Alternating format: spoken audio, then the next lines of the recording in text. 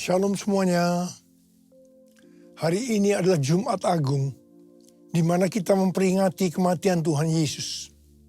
Kita akan merenungkan kembali kasih Tuhan Yesus yang luar biasa bagi kita semua.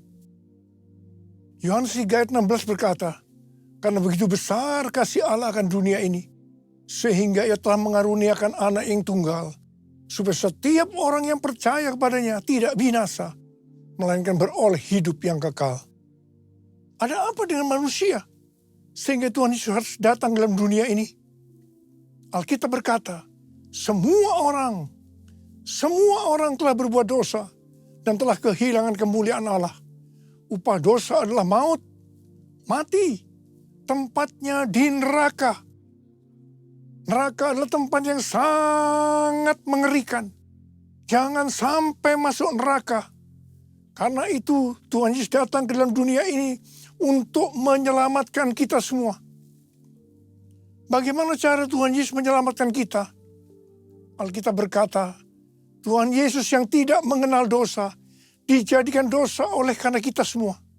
Supaya di dalam Dia, yaitu kita yang percaya kepada Tuhan Yesus, dibenarkan oleh Allah. Apa arti dari ayat ini? Tadi dikatakan semua orang telah berbuat dosa dan telah kehilangan kemuliaan Allah. Upah dosa adalah maut, mati. Jadi Tuhan Yesus harus mati menggantikan saudara dan saya. Salibnya,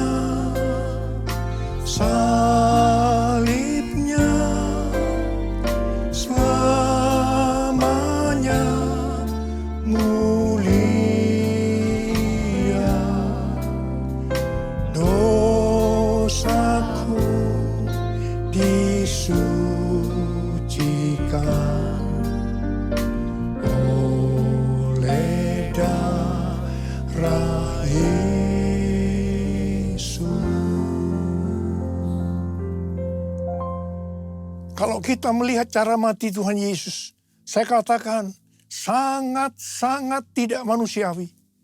Alkitab menuliskan ada 10 tahap penderitaan Tuhan Yesus. Dari Taman Getsemani sampai Golgota. Sangat mengerikan. Tahap yang pertama, ketika berada di Taman Getsemani, Tuhan Yesus berdoa kepada Bapa dalam keadaan ketakutan.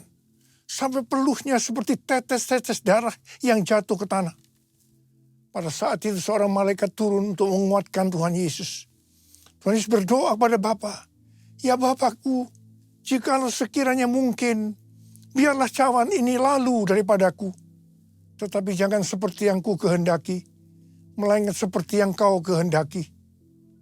Tuhan Yesus berdoa 3 kali kepada Bapa, tapi Bapa tidak menjawab. Di sini Tuhan Yesus tahu bahwa Dia harus mengalami penderitaan ini. Di sini Tuhan Yesus mengajar kepada kita bahwa di dalam doa kita boleh menawar, tapi jangan memaksakan kehendak. Bagi yang sekarang dalam keadaan ketakutan, kita harus ingat bahwa Tuhan Yesus pernah mengalami ketakutan untuk menebus dosa kita semua. Karena itu datanglah kepada Tuhan Yesus. Dia pasti mampu dan mau menolong kita semua. Tahap yang kedua, Tuhan Yesus ditangkap. Dia dituduh dengan bermacam-macam tuduhan. Diludahi, mukanya ditinju, dipukul. Tapi Tuhan Yesus tidak membalas. Di sini Tuhan Yesus mempraktekkan apa yang Dia ajarkan kepada kita. Agar kita mengasihi dan berdoa bagi orang-orang yang membenci kita. Mengutuk kita, mencaci maki kita. Jikalau kita hanya mengasihi orang-orang yang mengasihi kita, apa jasa kita? Karena orang-orang berdosa pun juga mengasihi orang-orang yang mengasihi mereka. Tahap yang ketiga, Tuhan Yesus dibelenggu dan diadili. Waktu Tuhan Yesus diadili oleh Pilatus, ternyata tidak didapati kesalahan yang membuat Tuhan Yesus harus dihukum mati. Sementara itu orang-orang Yahudi terus berteriak-teriak supaya Tuhan Yesus dihukum mati. Salibkan dia! Salibkan dia! Akhirnya Pilatus menyerahkan Tuhan Yesus untuk disalibkan. Tahap yang keempat, Tuhan Yesus dicambuk. proses awal dari penyalipan, jubah Tuhan Yesus dibuka dan dihukum cambuk. Dua algojo bergantian menghunjamkan cambuk ke punggung Tuhan Yesus. Ujung cambuk itu terbuat dari potongan tulang dan potongan besi. Tiap kali cambuk itu dihunjamkan ke punggung Tuhan Yesus, itu menimbulkan luka yang dalam. Tuhan Yesus berteriak-teriak kesakitan. Darah Tuhan Yesus bercucuran. Tuhan Yesus bermandikan darah. Tahap yang kelima, kepala Tuhan Yesus diberi mahkota duri. Duri tancapkan di kepala Tuhan Yesus dengan cara dipukul. Sakitnya luar biasa. Darah bercucuran. Tahap yang keenam, Tuhan Yesus memikul salib. Dalam kesakitan berlumuran darah, ditambah semalaman Tuhan Yesus tidak tidur. Tuhan Yesus harus memikul salibnya. Tuhan Yesus jatuh, bangun. Karena dia tidak kuat. Maka Simon dari Kirene disuruh menggantikannya. Tahap yang ketujuh, tangan dan kaki Tuhan Yesus dipaku. Sakitnya luar biasa. Darah bercucuran. Tahap yang kedelapan, Tuhan Yesus digantung di atas kayu salib. Pada saat itu Tuhan Yesus menderita secara lahir maupun batin. Secara lahir dia merasakan sakit yang luar biasa di sekujur tubuhnya. Dan juga merasa sesak karena ada cairan yang menekan jantungnya. Secara batin, Tuhan Yesus menderita karena Tuhan Yesus melihat semua orang yang lalu lalang menghujat dia. Ahli-ahli Taurat, tua-tua, imam-imam menghujat dia. Bahkan salah satu penjahat di sebelahnya juga ikut menghujat. Tahap yang kesembilan, Tuhan Yesus merasa ditinggalkan oleh Bapa. Sekitar jam 12 siang sampai jam 3 petang, tiba-tiba langit di sekitar Golgota menjadi gelap. Tuhan Yesus gelisah. Dan dia berteriak, Eli, Eli, lama sabachthani. Allahku, Allahku, mengapa engkau meninggalkan aku? Tuhan Yesus merasa ditinggalkan oleh Bapa.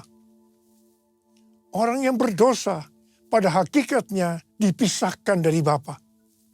Jadi untuk menebus orang yang berdosa, maka Tuhan Yesus harus merasakan ditinggalkan oleh Bapa, dipisahkan dari Bapa. Saya percaya ini adalah puncak penderitaan Tuhan Yesus. Penderitaan lainnya tidak ada artinya dibandingkan merasa ditinggalkan oleh Bapa. Bagi saya, kalau saya tidak bisa merasakan hadirat Tuhan, itu adalah hal yang paling berat dalam hidup saya.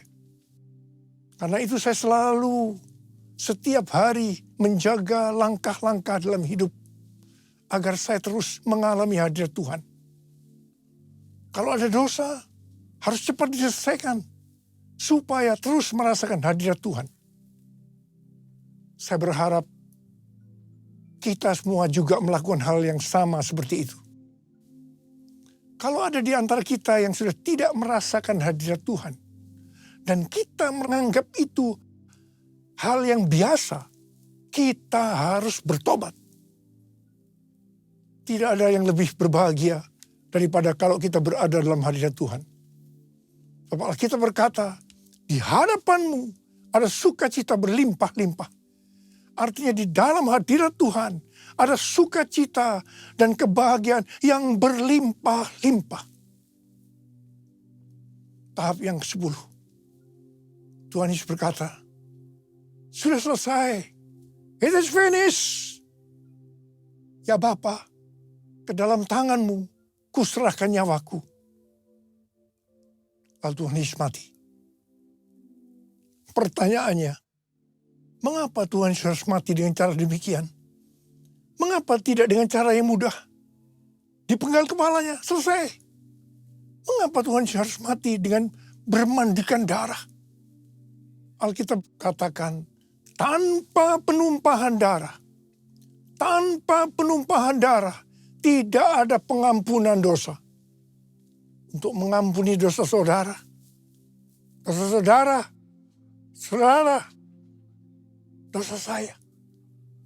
Tuhan Yesus harus mati dengan cara demikian. Selain itu, apalagi yang Alkitab katakan dengan cara mati Tuhan Yesus yang seperti itu? Yang pertama, penyakit kitalah yang ditanggungnya. Yang kedua, penderitaan kita yang dipikulnya. Dan oleh bilur-bilurnya kita disembuhkan. Tak terukur kasih-Mu Yesus, Kau telah mati gantikan diriku.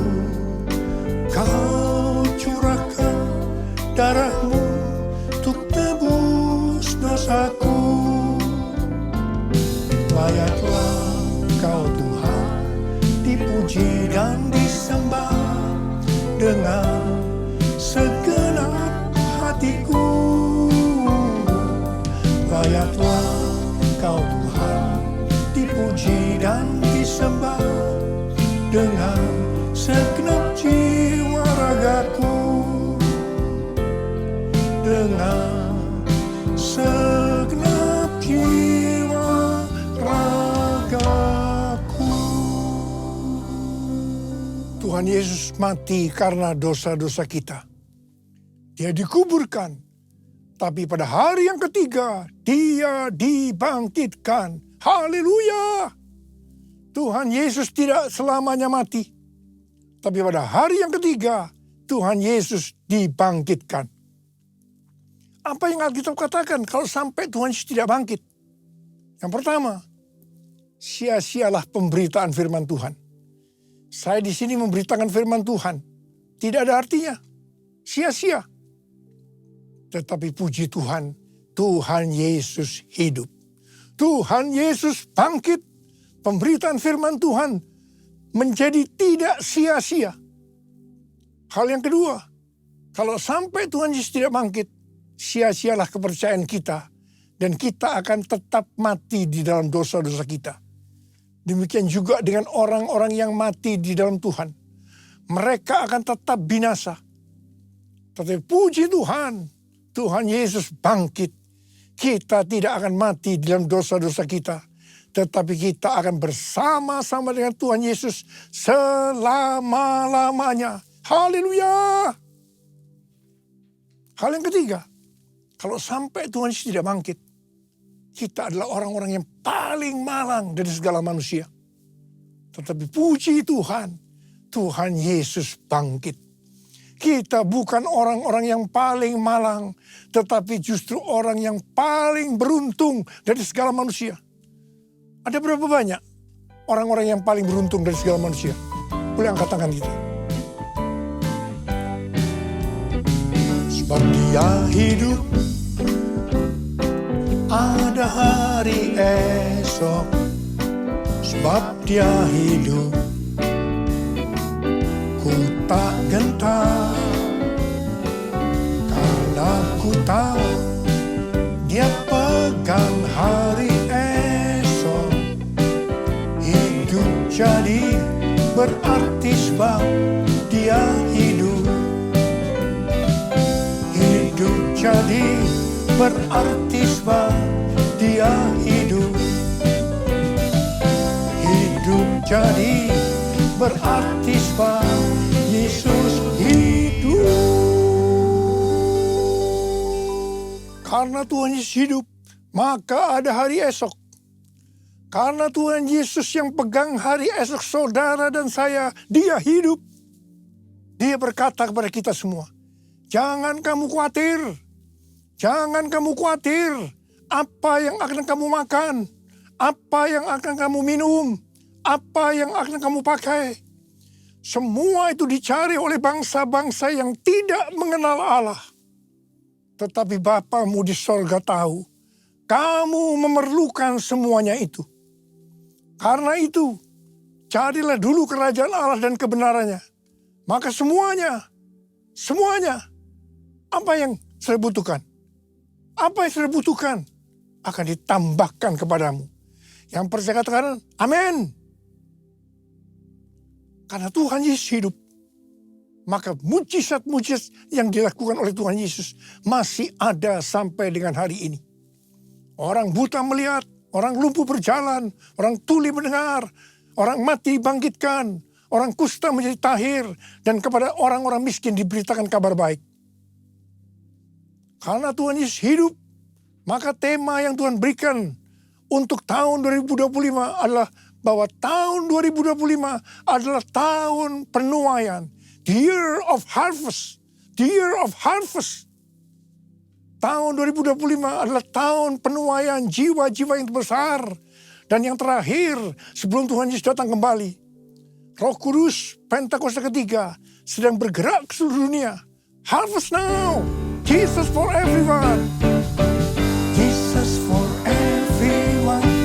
Jesus for everyone. Jesus for everyone. Jesus for everyone. Jesus for everyone. Jesus for everyone. Hari-hari ini Tuhan selalu mengingatkan kepada kita tentang tahun 2033. Banyak organisasi-organisasi Kristen, aliran-aliran kekristenan yang sepakat bahwa target untuk menyelesaikan amanat agung adalah tahun 2033.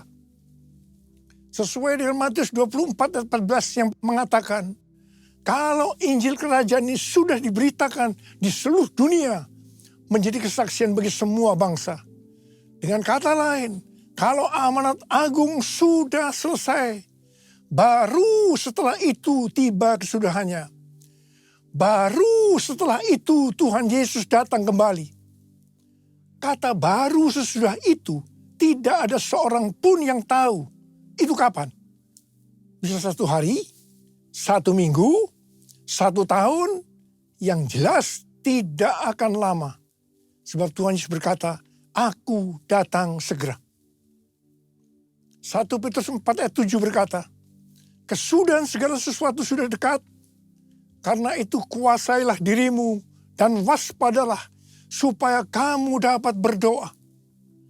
Jadi dalam menunggu kedatangan Tuhan Yesus kedua kalinya yang sudah semakin dekat, kita harus banyak berdoa, memuji, dan menyembah Tuhan dalam unity siang dan malam. Untuk itu kita harus menguasai diri kita.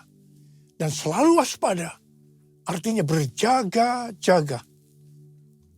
Syarat utama untuk menyelesaikan amanat agung adalah kolaborasi antar gereja-gereja Tuhan. Untuk itu gereja Tuhan harus unity. Jangan saling menyakiti satu sama lain. Perlu ada kerendahan hati. Jangan memikirkan kepentingannya sendiri saja. Tetapi kepentingan orang lain juga harus diperhatikan. Semangat untuk mencari jiwa atau penginjilan dari anak-anak muda hari-hari ini harus diarahkan yang benar. Bukan diarahkan menginjil di gerejanya orang lain dengan cara yang tidak beretika.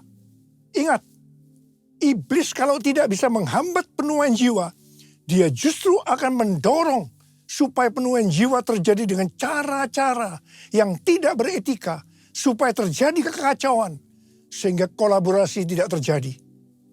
Akibatnya akan menghambat penyelesaian amanat agung. Motivasi dalam penuaian jiwa harus jelas bahwa itu untuk menyelesaikan amanat agung. Sebab Tuhan Yesus akan datang segera. Motivasinya bukan supaya gereja saya kelihatan hebat, paling benar, terkenal. Saya terkesan dengan kesaksian Pendeta Ruben Adi, Ketua Umum GBI. Dia diberi nasihat oleh ayahnya, Pendeta Julius Ishak. Jangan berusaha jadi pendeta yang terkenal, tapi jadilah pendeta yang masuk surga. Amin. Di mana doa pelayanan Jumat kita, banyak dari sinode-sinode lain yang datang. Saya selalu mengatakan bahwa saya tidak akan menggebikan Anda. Anda tetap di sinode masing-masing. Dan mari kita berkolaborasi untuk menyelesaikan amanat agung.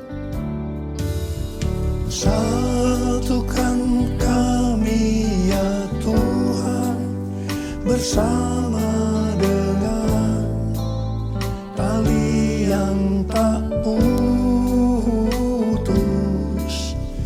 Satukan kami ya Tuhan, bersama dengan kasih sempurna.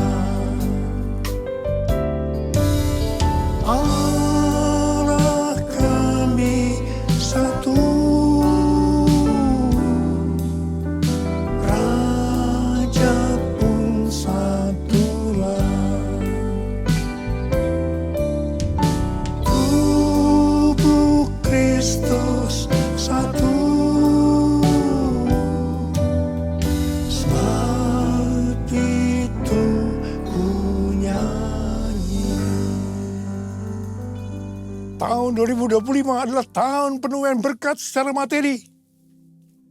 Pesan Tuhan yang sangat kuat kepada kita untuk mengalami penuaian berkat secara materi, yaitu kita harus memberikan persepuluhan. Persepuluhan masih berlaku sampai hari ini. Kalau ada orang yang berkata bahwa persepuluhan adalah tidak relevan untuk zaman ini, dengan alasan yang pertama, persepuluhan adalah bagian dari hukum Taurat. Yang kedua, pada zaman anugerah ini, memberi kepada Tuhan tidak dibatasi persepuluhan saja, tapi semau-maunya berapa yang mau diberikan, termasuk mempersembahkan seluruh hidup kita. Apakah pendapat ini benar? Jawabannya, ini tidak benar. Yang jelas, persepuluhan dimulai oleh Abraham yang memberikan persepuluhan kepada Melkisedek sebagai gambaran pemberian kepada Kristus. Ini zaman sebelum hukum Taurat. Persepuluhan adalah jumlah minimal yang harus dipersembahkan kepada Tuhan.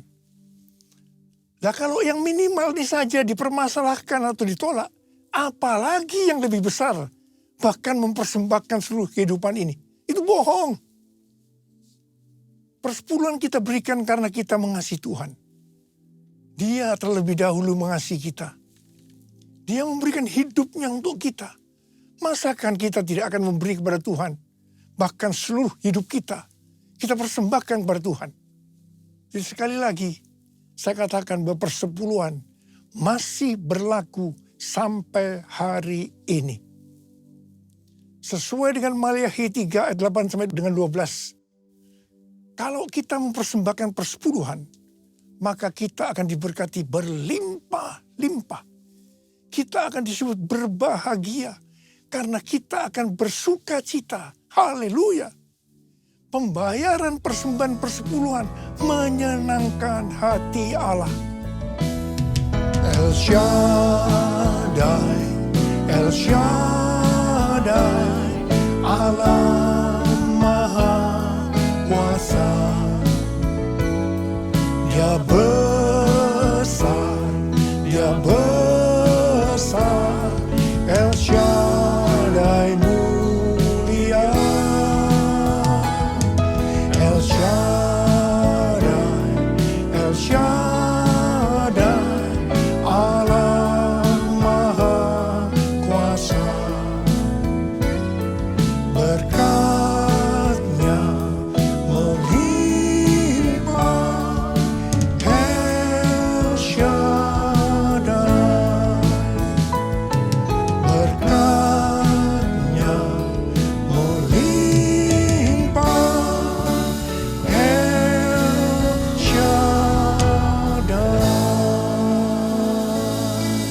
Mari angkat tangan kita, berbahasa roh.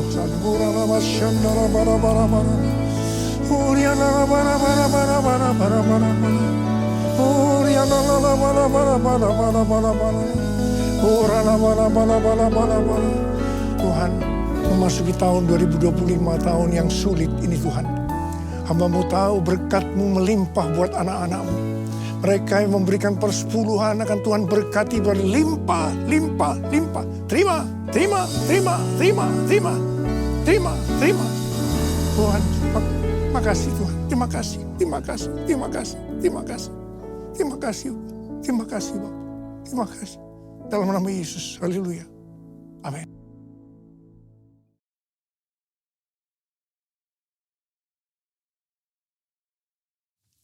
Kita akan masuk dalam perjamuan kudus. Kita akan mengingat ayat ini. Sebab setiap kali kamu makan roti ini dan minum cawan ini, kamu memberitakan kematian Tuhan sampai Ia datang. Perjamuan kudus adalah perjamuan Tuhan Yesus sendiri. Setiap kali kita masuk ke dalam perjamuan kudus, Tuhan Yesus selalu berkata, biarlah ini menjadi peringatan akan aku. Karena itu mari arahkan hati kita kepada kebaikan Tuhan. Kita akan mengingat kebaikan Tuhan. Supaya kita lebih mengasihi Tuhan Yesus. Lebih mengasihi satu dengan yang lain. Mari tundukkan kepala. Bapa, siapakah kami sebelum kami mengenal Engkau? Kami semua orang berdosa. Upah dosa adalah maut, mati. Tapi Engkau yang tidak berdosa telah dijadikan dosa oleh karena kami semua. Engkau harus turun dari sorga mulia, mati ganti kami dengan penderitaan yang luar biasa. Sungguh kalau kami pikirkan Tuhan, betapa baiknya Engkau itu. Kau jadikan kami sebagai anak-anak-Mu. Engkau tuntun, Engkau bela, Engkau berkati kami. Engkau sembuhkan, Engkau ajar kami. Ya Bapa, terima kasih. Engkau hajar juga kalau kami berbuat salah. Ya Tuhan, terima kasih. Terima kasih. Engkau ampuni kami. Itu Engkau ya Aba. Itu Engkau ya Aba. Tuhan akan memberkati kita semua melalui perjamuan kudus. Tapi Tuhan mau kita makan dan minum dengan cara yang benar. Karena itu masing-masing sekarang berdoa. Lihat keadaan dirimu masing-masing. Jangan menyimpan dosa. Akui di hadapan Tuhan. Supaya kita diberkati. Supaya kita diberkati. Ampuni Tuhan. Ampuni saya. Ampuni. Ampuni kami semua Tuhan. Ampuni. Bapa, Kau lihat anak-anak-Mu yang saat ini sedang ada di hadapan-Mu Tuhan. Terima kasih. Layakkan kami untuk masuk dalam perjamuan kudus. Terima kasih Bapa. Kami akan masuk dalam perjamuan kudus dengan hati penuh ucapan syukur. Dalam nama Yesus. Amin. Sekarang mari angkat roti di tangan kanan kita tinggi-tinggi. Sebab apa yang telah kuteruskan kepadamu telah aku terima dari Tuhan. Yaitu bahwa Tuhan Yesus pada malam waktu diserahkan mengambil roti. Dan sesudah itu ia mengucap syukur atasnya. Ia memecah-mecahkannya dan berkata, inilah tubuhku yang diserahkan bagi kamu. Perbuatlah ini menjadi peringatan akan aku. Sudah dikasih Tuhan. Bukankah roti yang kita pecah-pecahkan ini adalah persekutuan kita dengan tubuh Kristus. Mari kita makan dalam nama Yesus.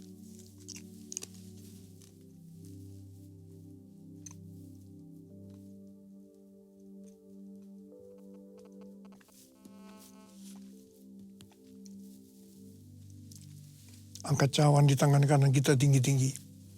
Demikian juga ia mengambil cawan sesudah makan lalu berkata, cawan ini adalah perjanjian baru yang dimeteraikan oleh darahku. Perbuatlah ini setiap kali kamu meminumnya menjadi peringatan akan aku. Sering kasih Tuhan. Bukankah cawan pengucapan syukur yang atasnya kita ucapkan syukur adalah persekutuan kita dengan darah Yesus. Mari kita minum dalam nama Yesus.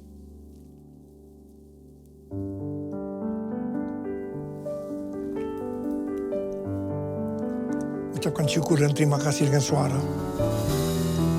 Jangan diam. Tuhan terima kasih ya Tuhan. Tuhan terima kasih Tuhan. Tuhan terima kasih. Terima kasih ya Tuhan. Terima kasih.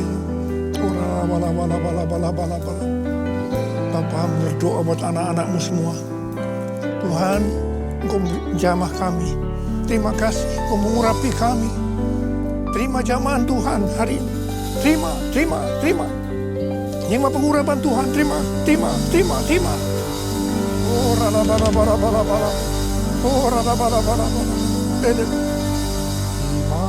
kasih Yesusku. Terima kasih Yesusku. Puji syukur hanya bagi Tuhanku. Terima kasih Yesusku. Terima kasih Yesusku. Puji syukur hanya bagi Tuhanku. Terima kasih Yesusku. Terima kasih Yesusku. Puji syukur hanya bagi Tuhanku. Terima kasih Yesusku. Terima kasih Yesusku. Puji syukur hanya bagi Tuhanku. Puji syukur hanya bagi Tuhanku. Puji syukur hanya bagi Tuhanku.